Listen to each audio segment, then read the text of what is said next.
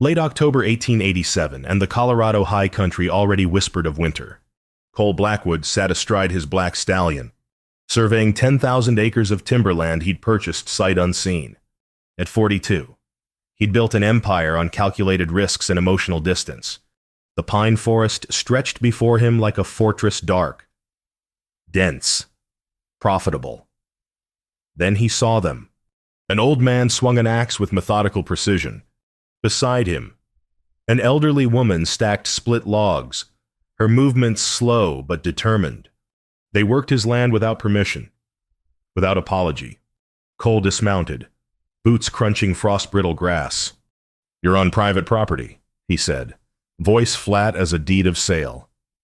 The old man straightened, wiped his brow. 70 if he was a day, but his eyes were clear. "Ezra Harper, sir. This is my wife, Martha. We've been harvesting here 3 seasons. Not anymore." "I hold the title now." Martha's hands trembled as she set down another log. Her gaze flicked toward a distant cabin, then back to Cole. Something in that glance, fear, perhaps, or pleading, made him pause. 2 weeks, Cole said, surprising himself. "Finish the harvest. I'll pay $40. Then you're gone." Ezra nodded slowly. "Fair enough, Mr. Blackwood. We'll be gone by first snow." Cole remounted, ready to ride back to his ranch 20 miles south. But as he turned, he noticed the cabin again. Smoke poured from its chimney, too much smoke for 2 old people. He heard voices, high and young, carried on the wind. He told himself it wasn't his concern. Martha watched him leave, wringing her apron in a gesture that planted unease in his chest. Behind her, the cabin seemed to hold its breath. Cole rode away without looking back. He'd bought the land. He'd offered fair wages. That was the end of it. But the image of Martha's worried eyes followed him all the way home. 1 week later, Cole returned. The afternoon sun hung low, turning the valley gold and cold. Ezra worked alone, his axe striking timber in steady rhythm. No sign of Martha. "Where's your wife?" Cole asked, dismounting. Ezra's face tightened. "Fever took her 3 days back. She's resting." Cole had seen frontier fevers kill quickly. "I'll check on her." "No need, sir. She's—" But Cole was already walking toward the cabin. Ezra followed. Too slow to stop him, Cole pushed open the weathered door and stepped into revelation. 11 children stared back at him. They ranged from a toddler clinging to a teenage girl's skirt to a boy of 14 who stood protectively in front of the others. They slept on straw pallets lining the walls. A meager fire barely warmed the single cramped room. Martha lay on a cot in the corner, fever-flushed but awake. Her eyes met Cole's not with shame, but with quiet defiance. No one spoke. The silence pressed against Cole's chest like a physical weight. He counted them again. 11. Impossible. This cabin could barely hold 4 people, let alone 13. "Orphans," Ezra said softly from the doorway. "Parents dead from disease, mine accidents, childbirth. Town won't take them. County wants to separate them, send them to institutions. We do what we can." Cole's throat felt thick. The oldest girl, maybe 14, stirred a pot of thin soup. The youngest child, barely 3, watched Cole with enormous dark eyes. They were clean despite their poverty, quiet despite their fear. "How long?" Cole's voice came out hoarse. 2 years for some. 3 months for the baby. Martha spoke from her cot, voice weak but firm. "We don't ask for charity. Mr. Blackwood, just don't tell the county. They'll separate them, break them apart like kindling." Cole backed out of the cabin without responding. His hands shook as he mounted his horse. He rode 50 yards, then stopped. Behind him, a child began to cry soft, hopeless. The sound of someone who'd learned tears changed nothing. He'd seen poverty before, written checks for it, donated to church funds and orphan societies, but he'd never stood inside it, never breathed its air, never felt it watching him with children's eyes, waiting to see if he was another adult who'd walk away. Cole sat motionless on his horse as the sun set and the temperature dropped. Then he turned back. That night, Cole sat in his ranch house study 20 miles away. Firelight danced across leather chairs and walls lined with ledgers documenting his empire. Outside, wind rattled the windows. A storm was building early. Fierce. Deadly. The bourbon sat untouched beside him. He kept seeing the toddler's face. The exact age he'd been when the fire took his parents. He was 12. The ranch house had burned in the night, his father trying to save the horses, his mother screaming his name. Neighbors pulled Cole back as the roof collapsed. By morning, he was an orphan. His Uncle Harrison took him in, fed him, clothed him, educated him in the cold mathematics of business. But Uncle Harrison never once called him son, never offered warmth or affection. You're here out of duty, boy. Don't expect love. Love is a luxury for people who can afford to be weak. Cole learned to bury emotion like bodies in winter ground. He built wealth as armor against vulnerability. 30 years of careful distance. 30 years of telling himself he was strong because he was alone. Now those 11 children had shattered that lie in a single glance. He knew what waited for them if the county intervened. Institutional care meant labor farms children worked until 18, received minimal education, suffered abuses no one investigated. He knew because he'd endured a gentler version, a roof without love, food without family. The blizzard hit at midnight. Wind howled like something dying. Snow piled against the windows. That cabin couldn't survive winter with that many souls. At dawn, Cole saddled his horse. He loaded supplies, lumber, nails, dried goods, blankets. No plan except presence. No strategy except staying. Not my problem, he'd told himself for 30 years. But the lie wouldn't hold anymore.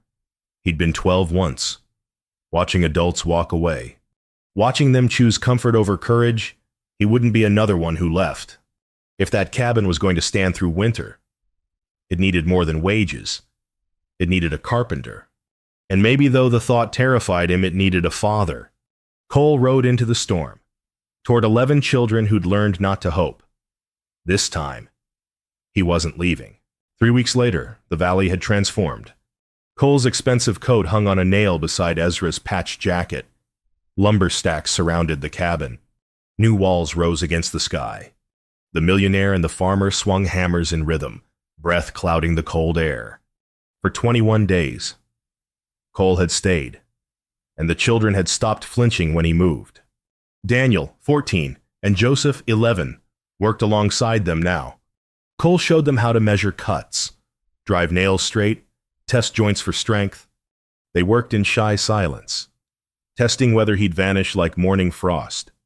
Leveled, Daniel asked, holding a beam. Cole checked it. Good. Nail it. The boy's face showed the smallest smile. Martha had recovered from the fever. She cooked the first real meals the family had eaten in months. Cole's supplies transformed into stews thick, with vegetables, bread that actually filled bellies. At the crowded table, 14 people squeezed together, elbows touching, warmth shared. Rebecca, the oldest girl, watched Cole carefully. You don't eat with your kind. Why eat with us? Cole set down his spoon. Maybe I'm tired of eating alone.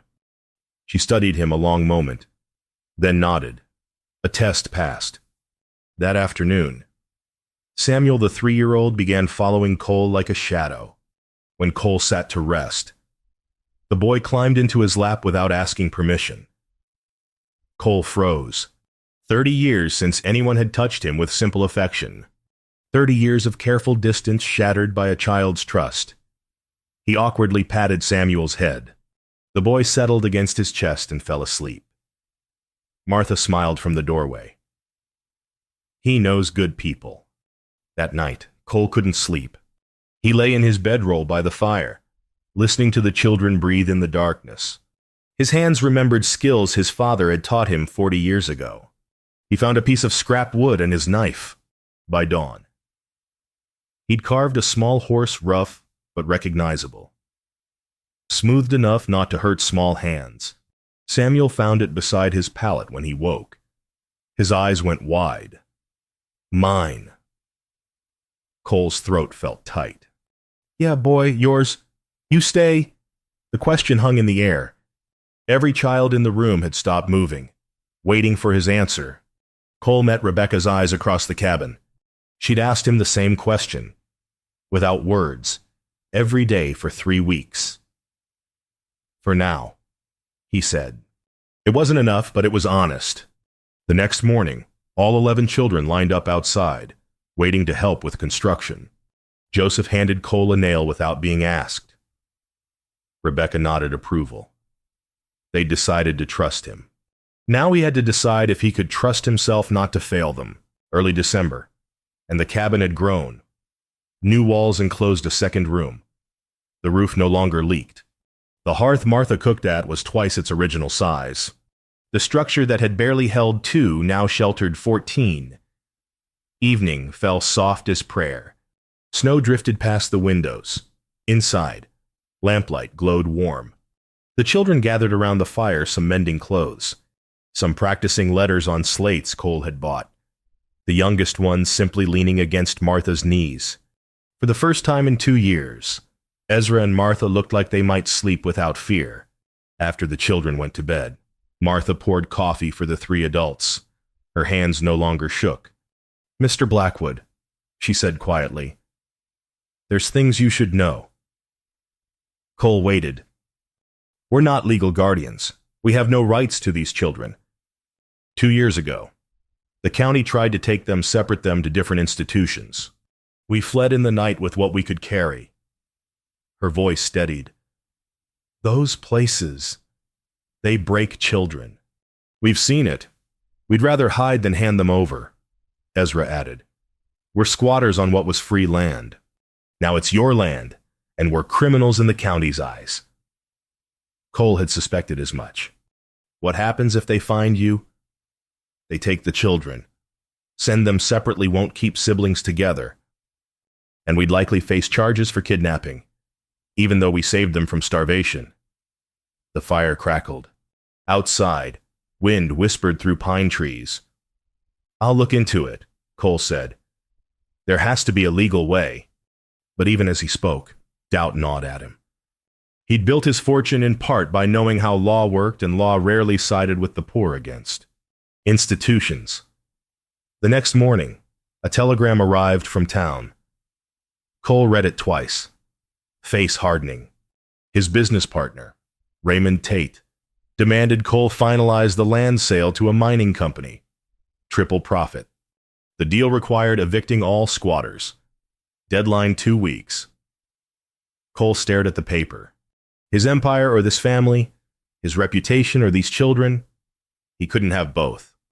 That evening, the children sang their nightly hymn, a tradition Martha maintained.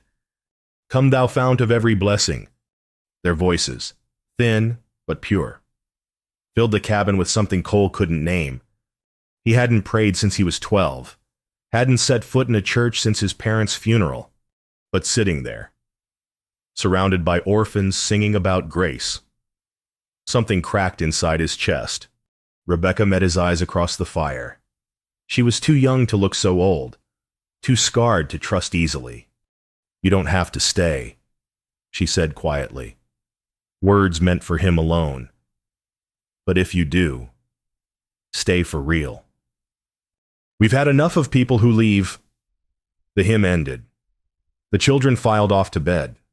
Cole sat by the fire long after everyone slept, staring at the telegram in his hands. Stay or go. Build or abandon. Become his uncle, or become someone better. The choice was his, and it terrified him. Mid-December brought the county wagon. The children saw at first 2 uniformed men and a woman with a clipboard. Rebecca grabbed the youngest ones and pulled them inside. Face pale. She'd seen wagons like this before. Sheriff Coleman dismounted, official papers in hand. He was a decent man doing an indecent job, and the regret showed in his eyes. Ezra Harper. Martha Harper. You're ordered to vacate this property within 72 hours. The children will be remanded to county custody for proper placement. Ezra stood between the sheriff and the cabin door. We've done nothing wrong. You're harboring orphans without legal authority. Someone filed a complaint on sanitary conditions. Child endangerment. The sheriff's voice softened. I'm sorry, Ezra, but the law is the law. Cole stepped forward. Who filed the complaint? A second wagon arrived. Raymond Tate climbed down, expensive suit out of place in the rough valley. His smile was sharp as broken glass. I did, Raymond said pleasantly. Cole, you've wasted a month on this charity project. I'm finalizing the land sale. These squatters are your problem if you choose to make them so. He paused, letting the threat sink in. But choose that, and you're out. Our investors won't tolerate a partner who's financially reckless. Cole's hands clenched. You had no right. I had every right. You're jeopardizing a fortune over... Raymond gestured dismissively at the cabin. Sentiment. Sign the papers. Walk away. Be smart for once. Inside the cabin, children pressed against the windows. Samuel held his wooden horse, eyes huge with fear. Ezra turned to Cole, face lined with defeat. Mr. Blackwood, you've done more than Christian duty required. This burden isn't yours. We'll find a way. Wait, but his voice broke on the lie. There was no way. Martha emerged from the cabin, children trailing behind her like ducklings. She'd taught them to pack their few belongings years ago, to move quickly when adults came with papers. They did it now in Erie, practiced silence. No tears, no pleas. They'd learned that tears changed nothing. Rebecca helped the younger ones fold their clothes. Joseph carried the baby. Daniel stood protectively beside the youngest children, jaw tight. Samuel walked to Cole.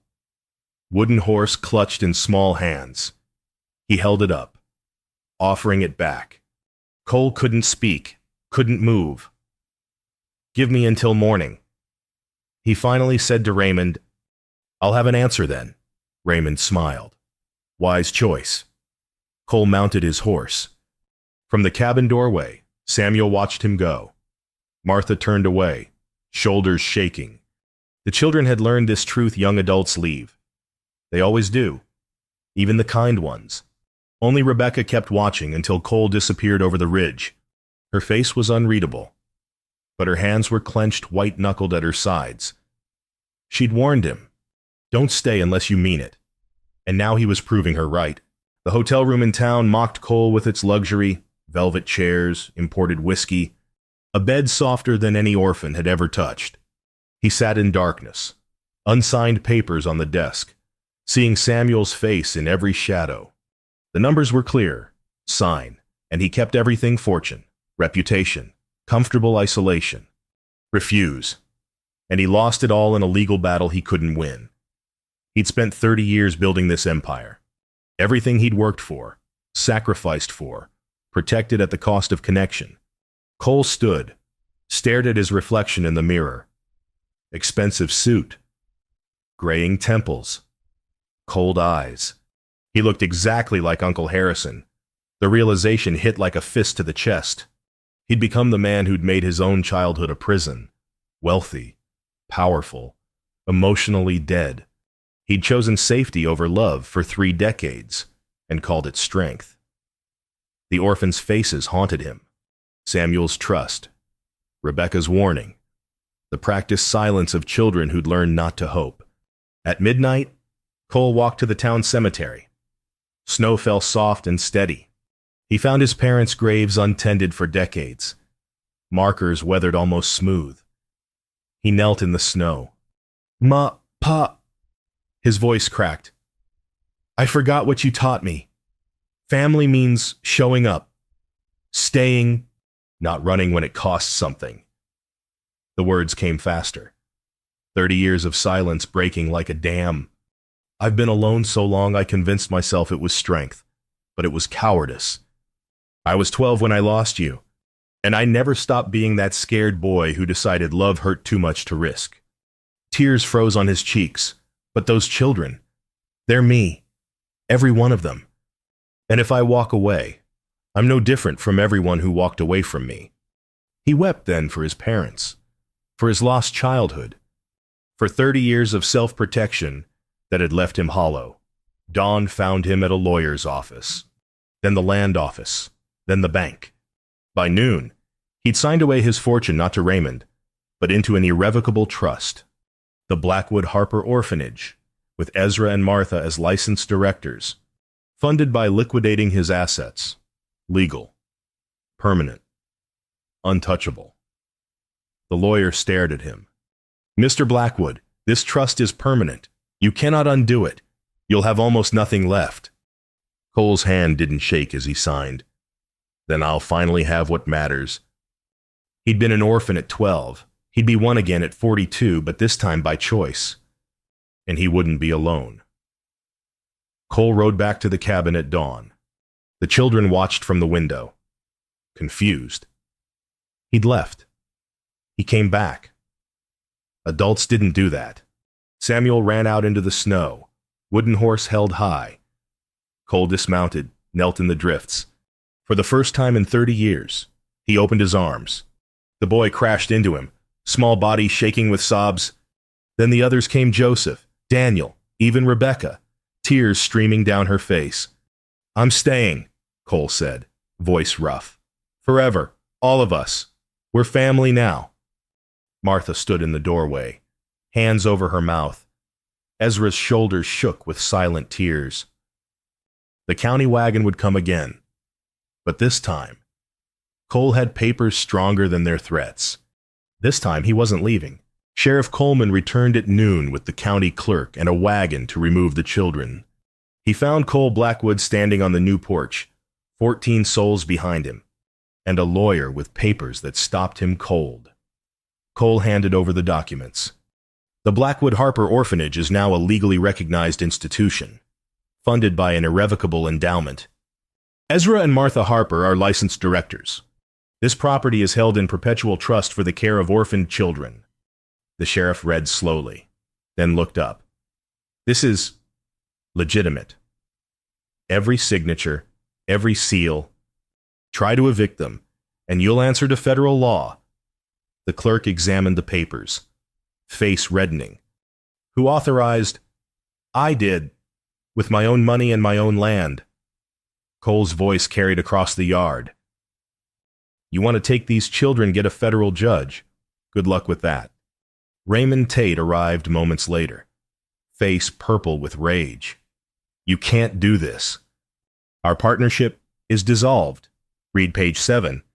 I've withdrawn from all joint ventures, effective immediately." "You've destroyed yourself over a pack of orphans," Raymond's voice cracked with fury. "I'll challenge this trust. Sue you for breach of contract." Cole's lawyer stepped forward. "Mr. Tate, before you continue threatening my client, you should know we've uncovered some irregularities in the company books. Specifically, $60,000 in funds you've diverted over 3 years. Raymond went white. "Withdraw all challenges to the orphanage," the lawyer continued calmly, "and we'll consider the matter settled. Otherwise, we'll be happy to present our findings to federal prosecutors." The yard went silent. Raymond turned without a word and climbed into his wagon. As he left, his face held the look of a man who'd gambled everything and lost. Cole turned to the gathered crowd. Most had come to watch the eviction, entertained by others' suffering. Now they shifted uncomfortably under his gaze. "You want to judge this family?" Cole's voice was steady, clear. "Judge me? I was that orphan once, 12 years old, alone, scared. These children will grow up knowing they matter because we choose to make them matter. Not because law requires it, because it's right." He paused, looking at Samuel clinging to his leg. "And if that makes me pour in your eyes?" He glanced at the children. His children. "Then I'm richer than I've ever been." Silence. Then the town school teacher stepped forward, a woman of 60 with kind eyes. "I'll teach them," she said. "Twice weekly. No charge. Dr. Harrison, the town physician, cleared his throat. Free medical care for all of them. 3 families came forward with winter supplies, blankets, preserved food, clothing. The tide had turned. Shame worked where law had failed. Sheriff Coleman tipped his hat to Ezra. Looks like everything's in order here. Sorry for the trouble.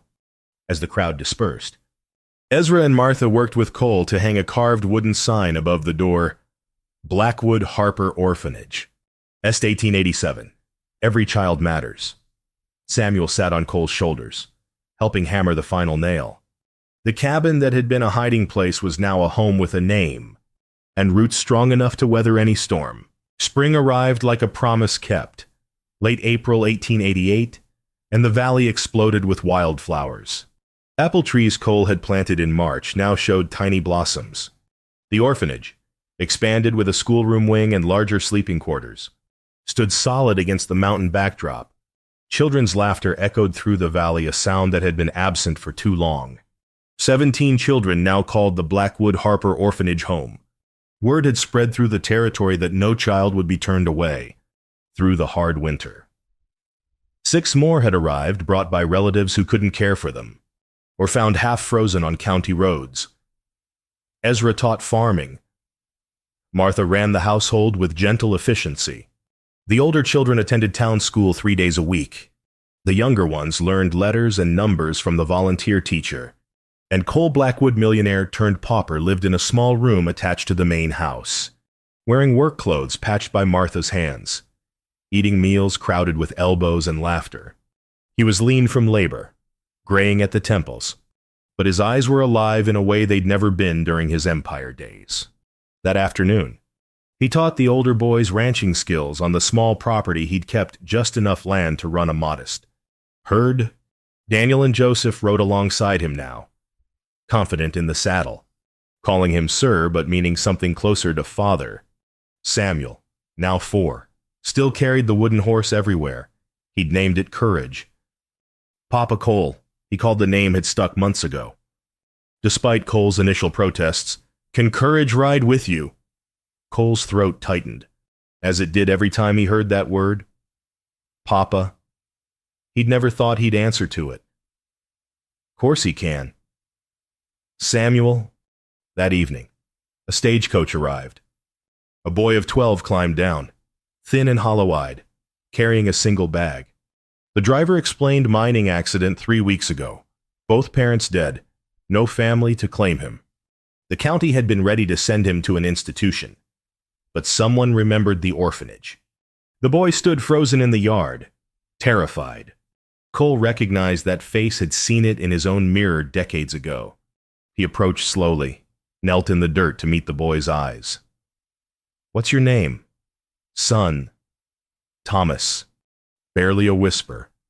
"I'm Cole. Lost my parents when I was your age, 12. I know the hollow feeling, like you're alone in the whole world, like nothing will ever be right again." Thomas's eyes filled with tears. "But son," Cole continued gently, "you're not alone anymore. See that building? That's home. See those kids? That's family. They've been waiting for you. I don't have anything. No money. No." Cole smiled, the expression still unfamiliar on his weathered face. "Neither did I when I came here. Turns out, that's when you're richest, when you've got nothing but people who choose to love you anyway." Martha appeared in the doorway, wiping her hands on her apron. "Thomas, we saved you a seat at supper. You hungry?" The boy nodded, unable to speak. Rebecca, now 15, and Martha's right hand came down the steps. "I'll show you where you'll sleep. It's crowded, but it's warm, and nobody here leaves." She said it looking at Cole, a small smile on her face. Her warning from months ago had been answered. He'd stayed for real. As Thomas followed Rebecca inside, Cole stood and watched the sunset paint the valley gold and rose. The orphanage glowed with lamplight. Through the windows, he saw his family gathering for the evening meal. 17 children, 2 elderly saints, and 1 reformed millionaire who'd learned that wealth had nothing to do with money. Samuel ran out, crashed into Cole's legs. "You coming?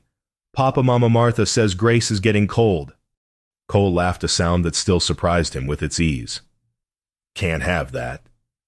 He scooped up the boy, carried him toward the house.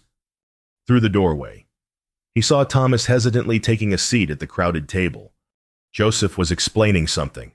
Gesturing with his hands, Daniel made room on the bench. Martha caught Cole's eye and smiled. Ezra raised his coffee cup in silent salute. Cole paused at the threshold. Samuel's weight solid in his arms. Warmth and noise and life spilling out around him. He'd spent 30 years building an empire of land and gold, believing wealth was measured in acres and bank accounts. But standing here, a father to the fatherless, a home to the homeless, he'd learned what it meant to be truly rich. Winter would come again. It always did. But they'd face it together. Behind walls they'd built with their own hands and hearts they'd finally opened. Because that's what families do. They stay. They build. They weather the storm. Together. Cole stepped inside and closed the door behind him. Outside, stars began to appear in the darkening sky. Inside, grace was set over a meal shared by 19 souls. And for the first time in 30 years, Cole Blackwood was home. The end.